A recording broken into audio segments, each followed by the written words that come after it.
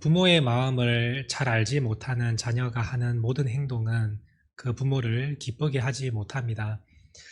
집에서 매일같이 게임만 하고 폐인처럼 생활하는 그 자녀가 있다고 생각을 해봅시다. 그 자녀가 어버이날이라고 카네이션을 준비해서 그 부모님의 가슴에 달아드린다고 그 부모의 마음이 과연 기쁠까요? 오히려 그렇게 하는 것보다는 정신을 차리고 세상으로 나가서 자기의 미래를 계획하고 공부하고 무슨 일이라도 해보면서 세상을 또 준비하는 그러한 자녀가 되기를 아마 부모는 더 원할 것입니다. 매일같이 경찰서를 드나들고 사고치는 자녀가 부모의 생신이라고 해서 생일 선물을 준비한다면 과연 그것을 부모의 마음을 기쁘게 할 수 있을까요? 아무리 좋고 비싼 선물을 준비한다 해도 부모의 마음은 기쁘지 않을 것입니다. 정신을 차리고 죄악에서 떠나고 사람답게 사는 것을 부모는 더 기뻐할 것입니다. 그것이 이루어지지 않고 하는 모든 행동들은 부모의 마음을 절대 기쁘게 하지 못합니다. 하나님의 마음도 이와 마찬가지입니다. 하나님께서 우리에게 원하시는 것이 있고 하나님께서 우리에게 어떻게 하기를 바라고 계시는 그 마음이 있는데 그 마음은 헤아리지 못하고 우리가 하는 모든 행동들은 하나님을 결코 기쁘게 해드릴 수 없습니다. 오늘 말씀을 통해서 하나님께서 우리에게 진짜 원하시는 것이 무엇인지를 깨닫고 그 말씀대로 실천하는 우리 모두가 되어서 정말 하나님을 기쁘시게 해드리는 믿음의 자녀들이 될 수 있기를 간절히 바랍니다. 오늘 말씀을 보시면 솔로몬이 성전 건축을 하고 있음을 알 수가 있습니다.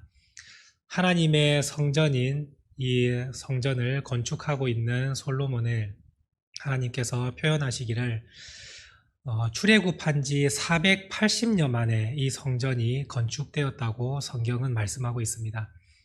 하나님께서 이스라엘 백성을 출애굽시키셔서 그 애굽의 노예에서 건져 올리시고 하나님의 백성으로 삼으시고 그 이스라엘 백성을 예배의 공동체로 세우시면서 하나님은 성막을 제작하게 하시고 그 성막 안에서 예배드리는 방법을 이스라엘 백성들에게 가르쳐 주셨습니다. 원래 성막은 사실 텐트 형식으로 쳤다가 또 접었다가 이동할 수 있는 그러한 형태였습니다. 그런데 그 텐트와 같은 성막이 이제는 건물로서 성전이 되었습니다. 그래서 성전이라는 이 이름이 솔로몬이 건축을 하면서부터 붙여지게 되었습니다. 이 하나님의 성전, 하나님께 예배드리고 하나님을 만날 수 있는 이 장소가 이제는 성막에서 성전으로 건축되게 된다는 것은 참으로 의미 있고 역사적인 사건이라고 할 수 있습니다. 그래서 솔로몬은 이 성전을 지을 때에 최고의 자재를 동원해서 정성을 다하여 이 성전을 건축하였습니다. 어느 정도로 정성을 들였냐면 성전을 건축하는 모든 자재들을 이미 다른 곳에서 준비하여서 그것을 옮겨서 조용하게 성전을 건축하였습니다. 성전을 그 짓는 장소에서 방망이질이나 망치질이나 철로서 쇠를 깎거나 나무를 베거나 하는 그런 일을 하나도 하지 않았습니다. 이미 다른 곳에서 그 성전에 필요한 모든 재료들을 다 준비하고 그것을 옮겨다가 조용하게 성전을 건축하였습니다. 하나님이 임재하시는 이 성전에서 그 어떤 시끄러운 소리도 들리지 않도록 성전을 건축하고 한 것입니다. 만약에 뭔가 잘 맞지 않아서 제대로 사이즈가 맞지 않을 때 그냥 그곳에서 빨리 뚝딱뚝딱 정리를 해서 지으면 훨씬 편한데 혹시 맞지 않으면 다시 옮겨가서 거기서 또 재단을 하고 가져와서 조용하게 성전을 건축할 만큼 솔로몬은 이 성전 건축에 정성과 심혈을 기울였습니다. 이렇게 정성을 들여서 성전의 외부 공사를 솔로몬이 완성을 하였습니다. 이제 외부 공사를 끝내고 내부의 안에 공사를 시작하려고 할 때에 하나님께서 솔로몬에게 말씀을 하셨습니다. 하나님의 말씀이 솔로몬에게 임하였는데 어떠한 말씀을 하셨을까요? 보통 우리 같으면 이 정도로 정성을 들여서 성전을 건축했다면 이제 내부 공사를 시작하려 할 때 하나님께서 솔로몬에게 말씀하실 때에 외부 공사처럼 내부도 이렇게 정성을 들여서 지금처럼만 해라. 그러면 내가 이 성전 기쁘게 받아주겠다. 이런 말씀을 하셨을 것 같은데 하나님의 말씀은 우리의 생각과 완전히 달랐습니다. 열왕기상 6장 11절에서 13절 말씀을 한번 보시기 바랍니다. 함께 읽겠습니다.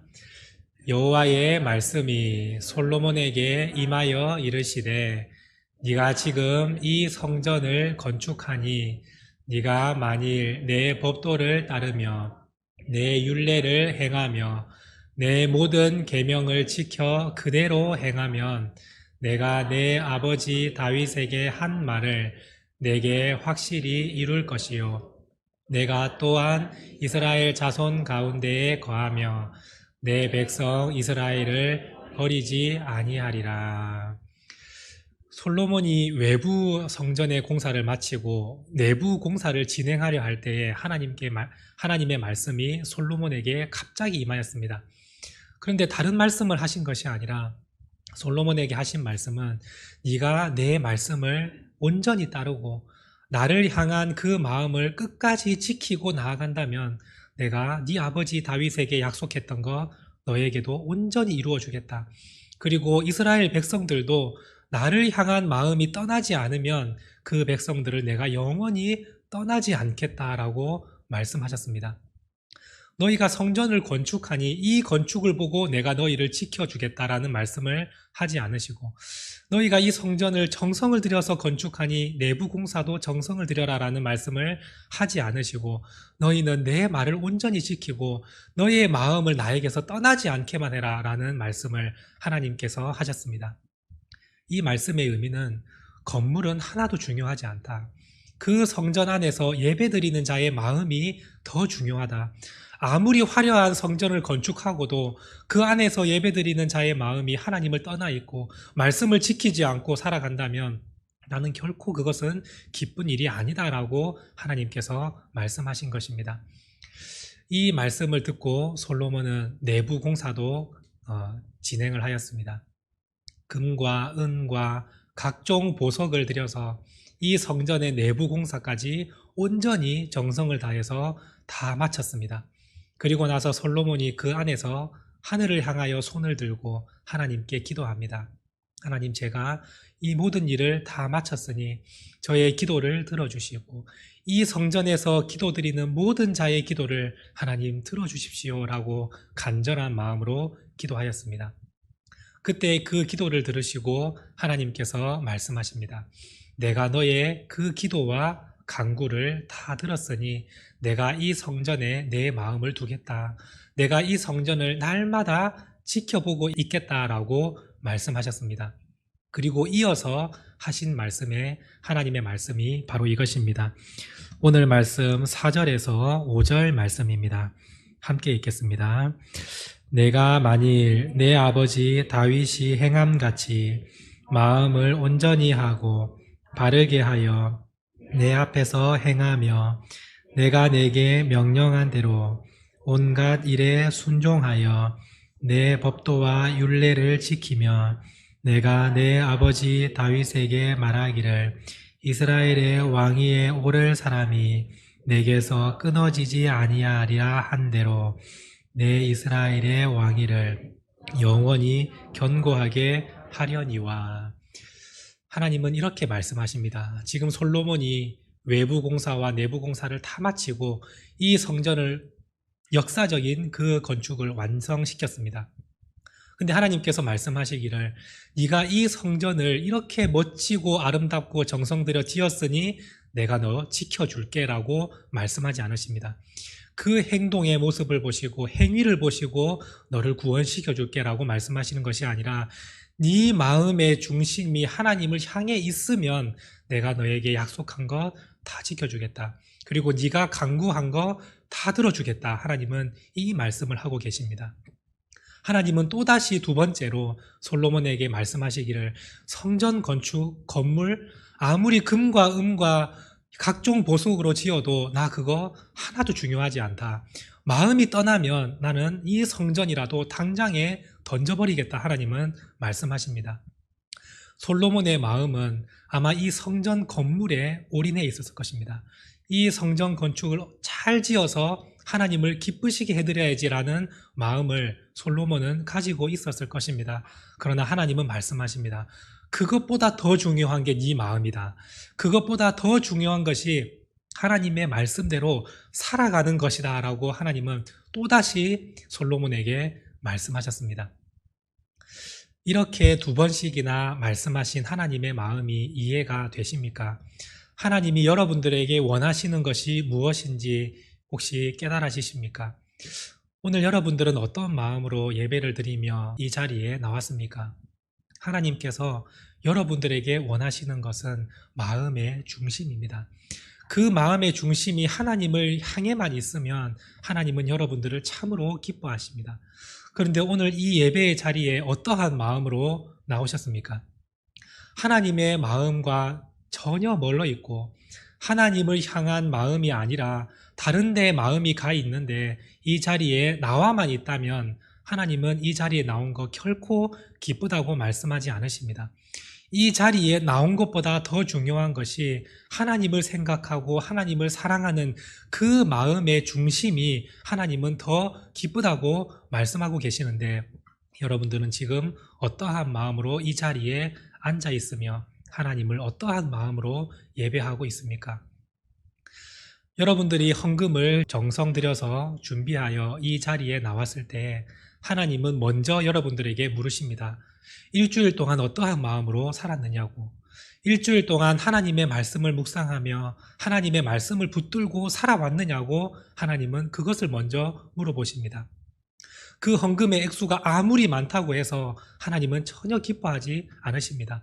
오히려 일주일 동안 하나님의 말씀을 붙들고 그 말씀을 읽고 하나님을 사모하는 마음으로 살아왔을 때에 하나님께서 기뻐하시는 것이지, 일주일간의 삶은 하나님의 말씀에서 멀고 하나님의 말씀은 뒤로 제쳐두고 예배드리며 나올 때에 헌금을 준비하며 나온 거 하나님은 하나도 기뻐하지 않으십니다.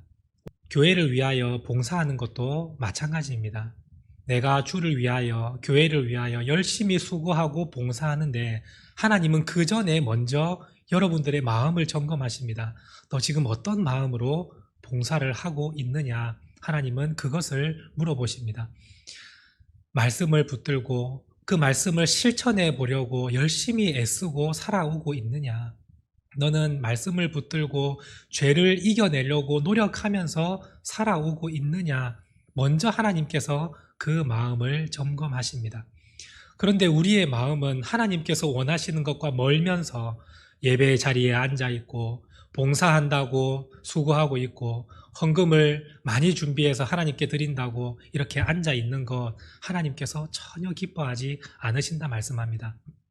솔로몬의 그 화려하고 정성을 들인 그 성전 건축도 하나님께서 내어 던져서 무너뜨리시겠다고 말씀합니다. 어떨 때 하나님으로부터 마음이 멀어져 버리고 그 마음 가운데 죄가 들어온다면 하나님께서는 그 아름다운 성전도 그냥 무너뜨리시겠다고 말씀합니다. 그래서 사람들에게 이야기거리가 되게 하시겠다고 말씀합니다. 사람들이 어떤 이야기를 한다고 말씀합니까? 그 화려했고 높은 성전이 완전히 비참하게 무너져 있을 때 사람들은 얘기합니다. 어쩌다가 이 성전이 이렇게 되었냐? 어떻게 하다가 이 아름답고 화려한 성전이 지금 이렇게 비참하게 무너져 내렸느냐라고 말을 할 때에 다른 사람이 대답하기를, 이 이스라엘 백성이 하나님을 온전히 섬기지 않고 하나님으로부터 마음이 멀어졌기 때문에 이 성전이 이렇게 무너졌다라는 말을 그들이 하게 될 거라고 하나님은 말씀합니다.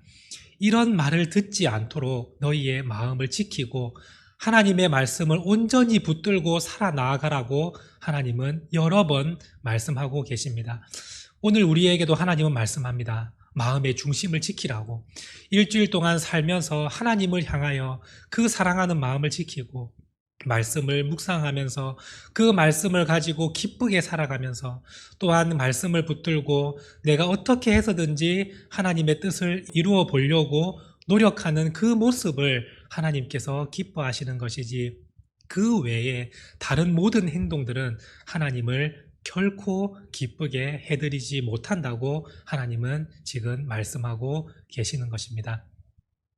하나님은 미가 선지자를 통해서 하나님께서 정말 원하시는 것이 무엇인지를 다시 한번 말씀해 주십니다. 미가서 6장 8절 말씀을 한번 보십시오. 우리 함께 같이 읽겠습니다. 사람아, 주께서 선한 것이 무엇임을 내게 보이셨나니 여호와께서 내게 구하시는 것은 오직 정의를 행하며 인자를 사랑하며 겸손하게 내 하나님과 함께 행하는 것이 아니냐. 다시 한번 말씀을 보십시오. 여호와께서 내게 원하시는 것이 무엇이냐? 오직 정의를 행하며, 이 정의를 행한다는 말은 하나님의 말씀대로 행하는 것입니다. 우리가 생각할 때 이것이 정의롭다라고 판단하고 행하는 것이 아니라 하나님의 말씀대로 행하는 것 자체가 정의를 행하는 것입니다. 그 말씀을 붙들고 말씀대로 행하는 것, 하나님께서 그걸 원하신다 말씀하시고, 인자를 사랑하는 것을 원하신다 말씀합니다. 이것은 이웃을 사랑하는 것입니다. 하나님께서 정말 원하시는 두 계명, 하나님 사랑, 이웃 사랑 아닙니까? 인자를 사랑하며 이웃을 네 자신과 같이 사랑하는 그 모습, 하나님께서 그걸 너희에게 원하신다라고 말씀합니다. 또한 마지막으로 겸손하게 내 하나님과 함께 행하는 것, 그것을 하나님께서 원하신다고 말씀합니다. 이 겸손하다는 것은 교만함이 없이라는 뜻입니다.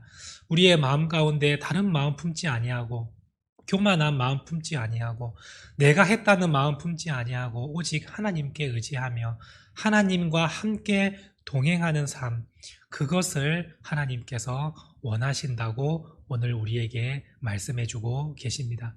하나님이 원하시는 것은 어려운 것이 아닙니다. 바로 이것을 원하십니다. 말씀을 붙들고 살아가기를 원하시고, 한 주간 동안 하나님을 향하여 세상 가운데 살지만 하나님을 향하여 살아가고, 말씀을 묵상하며 살아가고, 그 말씀을 붙들고 살아나가고, 그리고 말씀대로 실천하면서 이웃을 사랑하며 하나님과 함께 동행하는 삶, 그것을 하나님께서 원하신다고 말씀하십니다. 그 마음으로 예배의 자리에 나올 때 하나님께서 그 예배를 정말 기쁘게 받아주십니다. 그 마음을 가지고 예물을 준비하며 나올 때 하나님께서 얼마나 기뻐하시겠습니까? 일주일 동안 주님의 말씀을 묵상하며 하나님을 생각하며 감사한 마음을 기억하고 작은 예물이지만 정성껏 준비하여 하나님 앞에 나올 때 하나님이 바로 그거다고 말씀하실 것입니다. 하나님께 내가 사랑하는 마음을 표현하기 위해서 내가 무엇을 해드릴까? 내가 교회를 위하여 하나님 작은 것 하나라도 봉사하며 헌신하기를 원합니다. 그 마음으로 행하고 나갈 때 하나님께서 그 사람을 바라보시고 정말 기쁨을 이기지 못하시며 하나님은 기뻐하실 것입니다. 이것이 우리에게 원하고 계시는 하나님의 마음입니다.